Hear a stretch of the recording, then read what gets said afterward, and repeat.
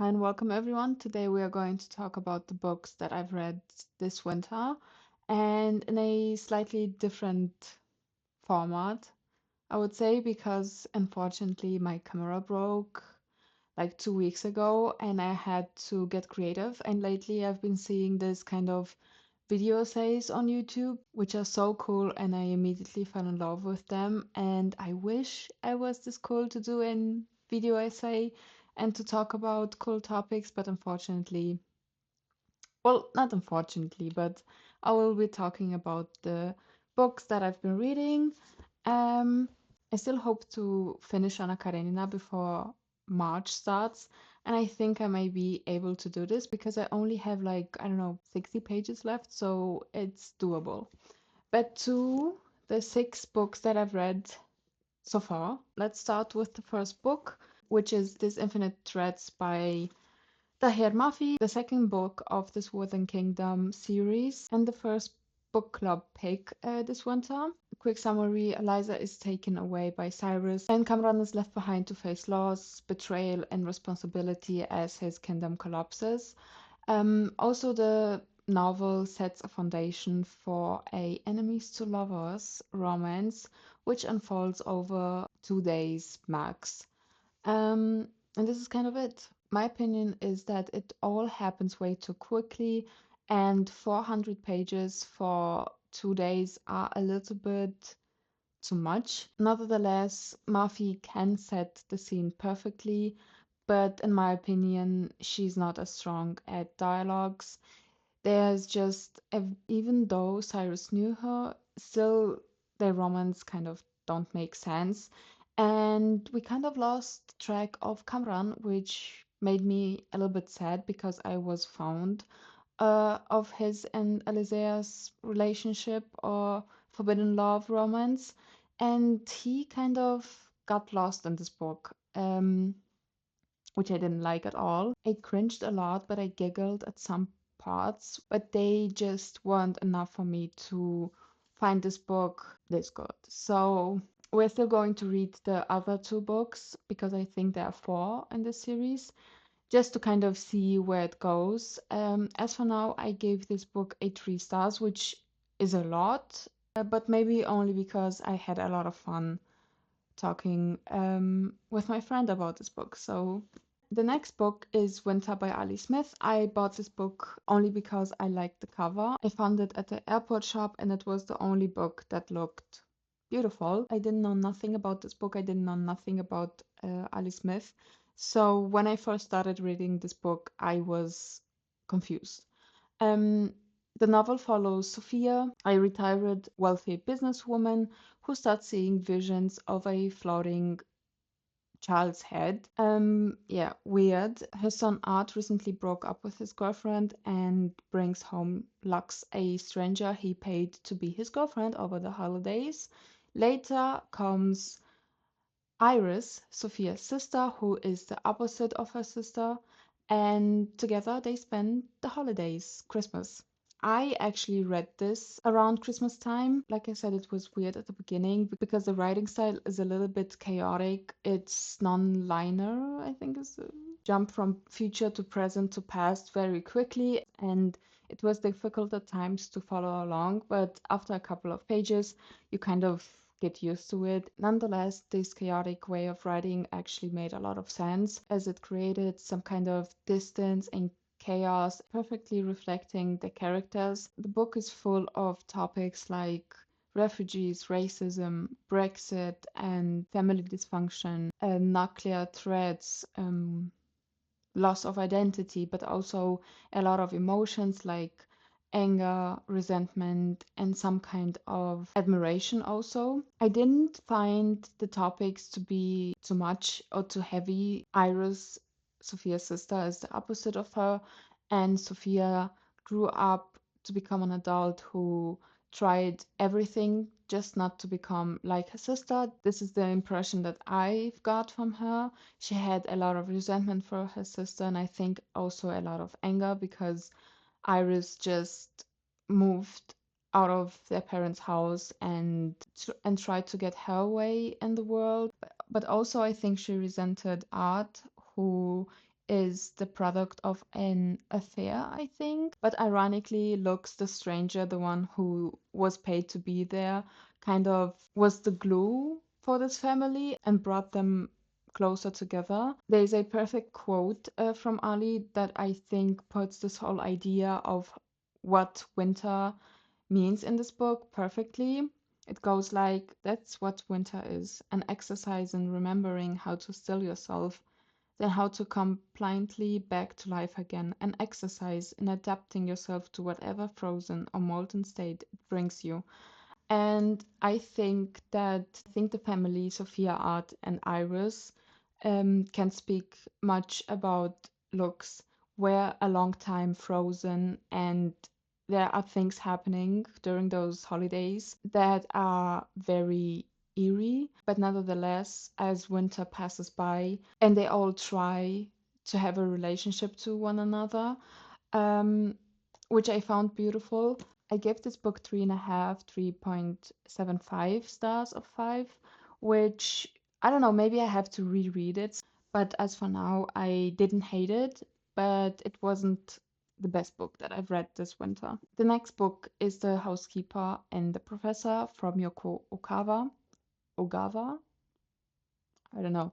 Anyway, I bought this book also because of its cover. It's a very small book. I think I read it in 2 or 3 days. Quick summary: a struggling single mother is assigned to take a job for a challenging client. He is a elderly mathematician who unfortunately has a brain damage after an accident that happened in the 70s, after which he cannot make new memories and has a memory of 80 minutes. And together with the son of the struggling housekeeper, they built, in my opinion, a very beautiful friendship. I really enjoyed this book. I picked it up without any expectations. I just bought it honestly because I really liked the cover and also the question on the back, which reads, how exactly does a man live with only 80 minutes of memory? I thought about this question and if a man really can live with a memory of only 80 minutes. And I really think that the professor did the best that he could of the situation. He claimed to his love for math, which I found very inspiring. I found myself really looking forward to learn more about math. It reminded me how much I enjoyed the subject in school, but only because I had a teacher that could bring math to someone that is inclined to not understand it. And when you understand the science, it can really be very beautiful. And this is exactly what the professor does and what he lives each 80 minutes that he is reminded of his fate. As I was reading this book, I didn't find the story flat. I think that I saw it from another perspective, um, for an experience that not everybody has in their life, to be around and to give to someone that is not able to give something to you, which is exactly the kind of relationship that the three of them had.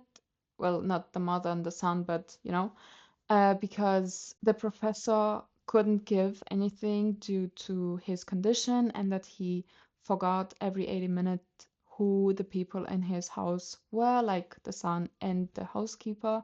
The idea of unconditional love came to mind, of what it means to love and see someone when they are not able to see you. And I think that this story perfectly embodied that because love in general should be selfless. You should give because you want to give and you love without expecting anything in return. But in reality, this isn't the case. Love is very much selfish. You give because you also are hoping to receive something. And if you don't receive something, then anyways, the cycle of it. And their friendship reminded me to be more selfless and to give without expecting something. And to come back to the question, how exactly does a man live with only 80 minutes of memory? The professor did everything he could. He had like pins noted to his body.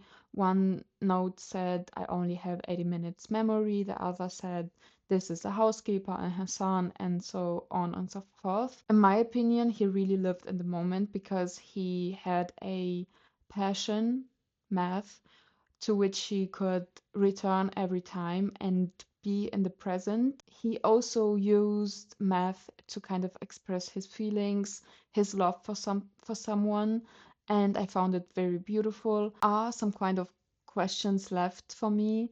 For example, you may ask who hired the housekeeper for the professor. She was hired by his sister-in-law, to whom he has a very special connection that isn't revealed to the reader. It's left for interpretation. Annoying that this part of the professor's life wasn't addressed. So yeah, I gave this book 4 stars out of 5. Um, recommend this very much.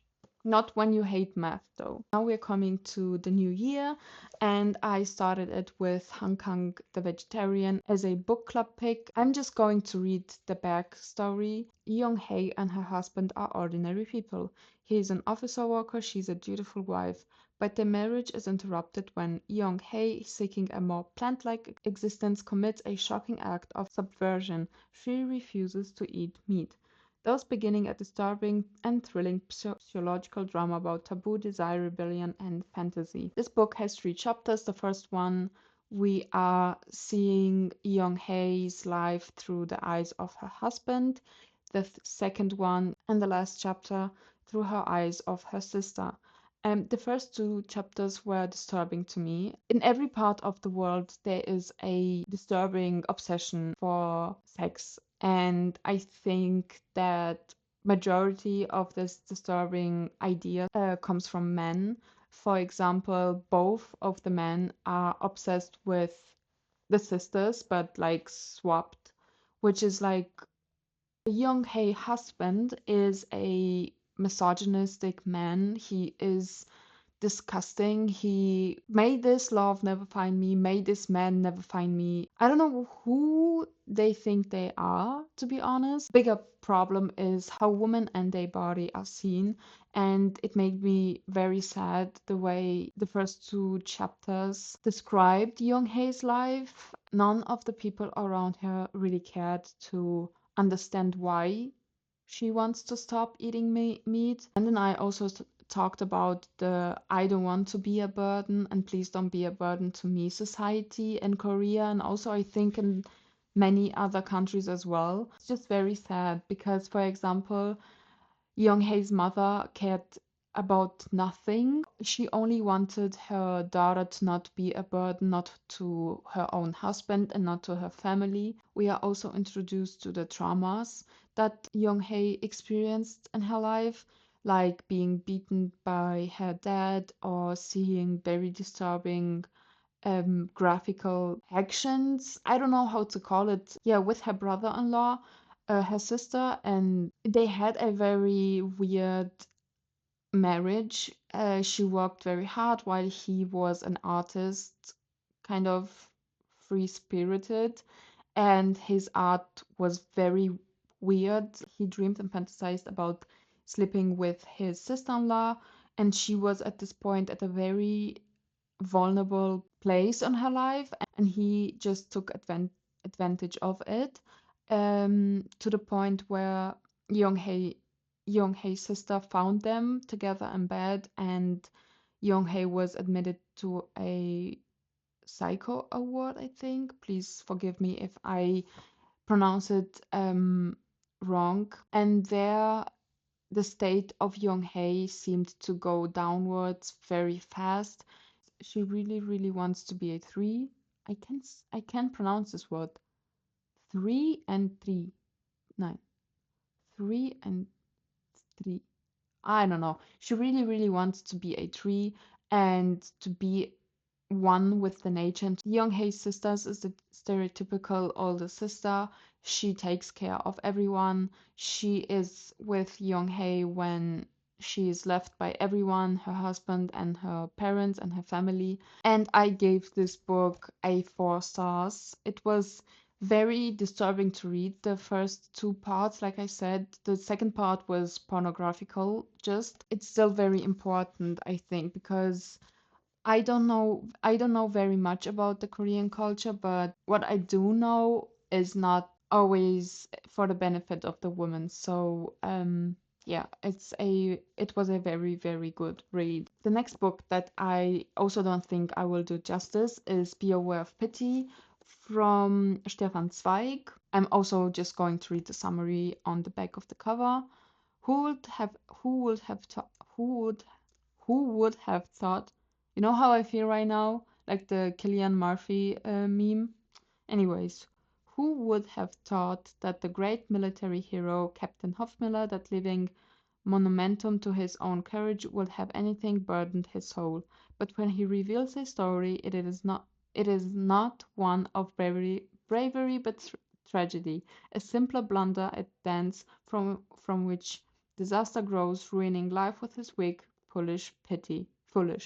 Hofmiller is invited to a dinner, Kekeslava's residency, where he meets Edith, a disabled young girl. Day after day, he just makes some decisions that are very questionable to me. I think that the title is spot on, Be Aware of Pity, because Hofmiller was not aware of pity. He just created misery for everyone, including himself, and he was he was a very big coward. Edith, why are the names so hard to pronounce? I don't know. She has a very mature view on her situation, in my opinion. Not to say that she is not naive, but her view on her situation, not maybe on life, is very mature, which I really not appreciated, but respected. I named Hoffmiller like idiot like 1,000 times in this book because he lied. He made up lies with the intention to make the family feel good, but he only made himself feel good. And that really, really didn't sit right with me because it's so, so dangerous to do something like he did. And while reading some parts of the book, especially after the middle of the book, my heart was just pounding every 2 pages. While I didn't like Hofmiller, I still felt for him because he did such an idiotic thing. It was hard to get through the book because there are a lot of pages with only monologues from Dr. Connor, which I didn't really liked. The only monologues that I liked were from Edith. Like I said, I can't do justice to this book with my ability to talk about books, which is very, very weak. But I think I will be reading more stuff from Stefan Zweig.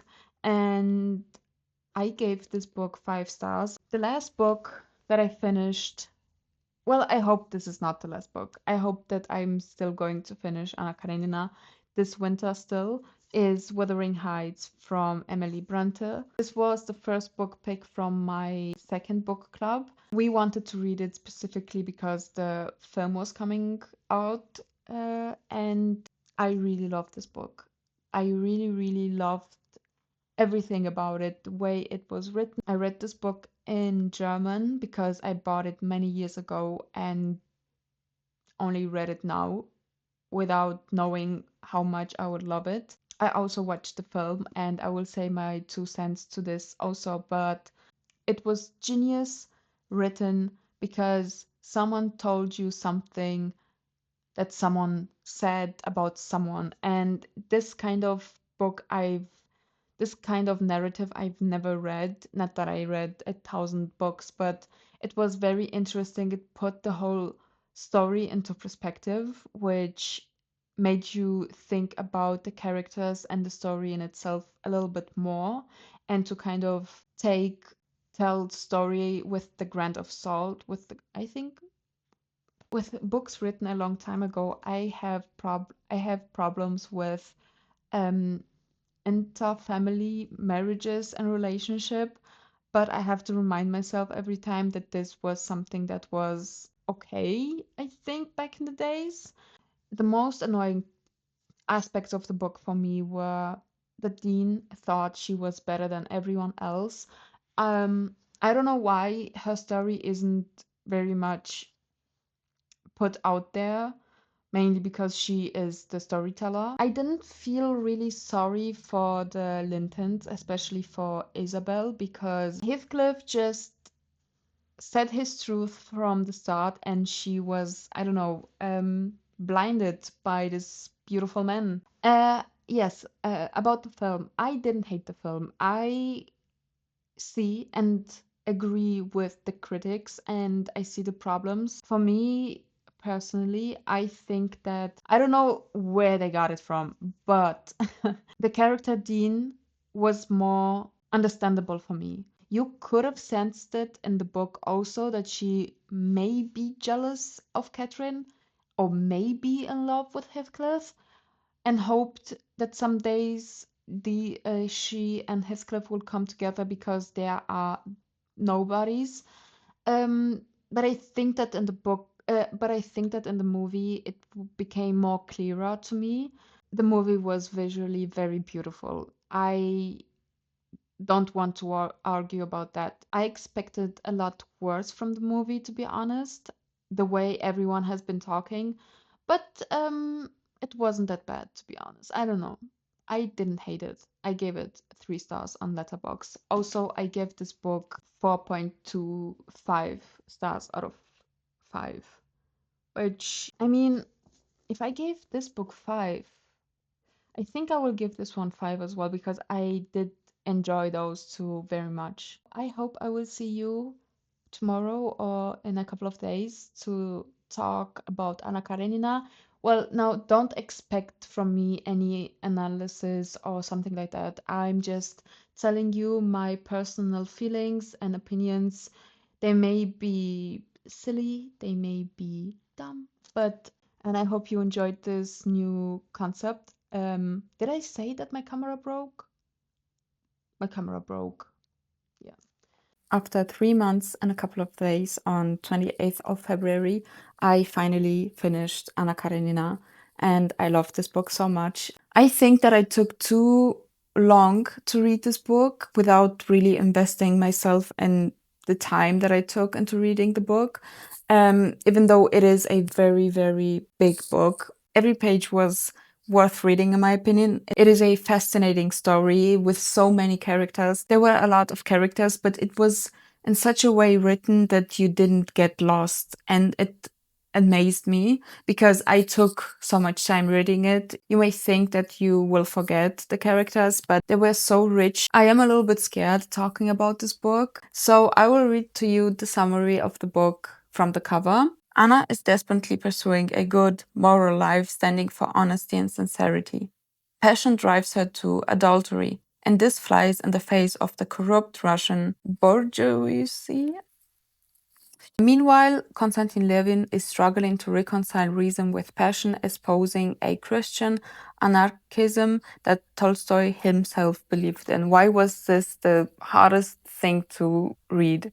Anyways, so they are the main protagonists, and they kind of run in the same circle. Like all of the characters are somewhat connected to each other, and every connection is very naturally that you don't get this feeling of it being artificial.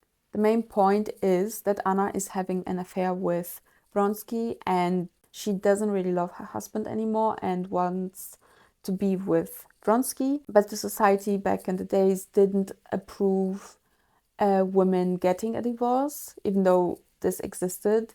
They were banned from society. So yeah, she finds herself in this dilemma where, because she has a son with Karenin, she can't divorce Karenin without leaving her son behind. She's also in denial of her being banned from society after an incident where she really realized that she's been banned from society. Her mental state kind of just goes down.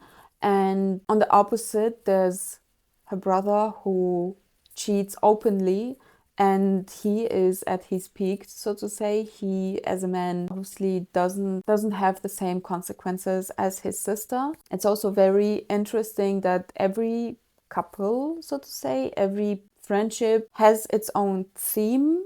Anna and Stiva, that how differently they are treated in society, but also Anna and Karenin, how he was willing to still be with her if she ended the affair, only because he didn't want it to be linked with her because she had an affair and his reputation and stuff like that. But also Levin and Stiva, where they had been friends for many years, but they have so different opinions on life. You get the point that in every relation and every aspect, there is like every conversation in the novel has its topic, it has its purpose, and this is why it makes the book really, really interesting. They are talking about society, obviously, they are talking about military, they are talking about Russia back in the days, also farming. There is also a lot of talk about Christianity, which Tolstoy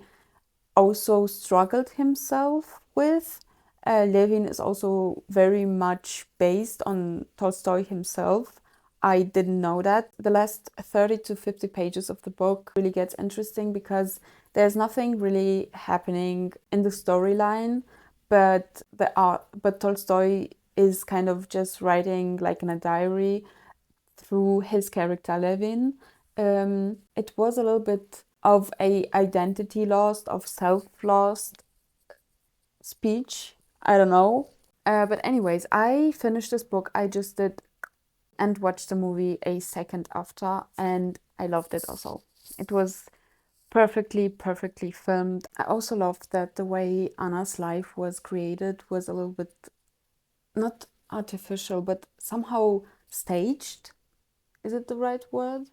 And Levin's life was a little bit more full of motion, full of like realness. This was my impression. I don't know if this was the intention. Intention was the word that I was looking for. I didn't read this book with the intention that it needed. I highly recommend you this movie and also the book if you have the time and the capacity to read a 800-page novel. But yeah, I really hope you could take something from this video. It was a little bit chaotic, a little bit as always. But thank you so much for watching, and bye.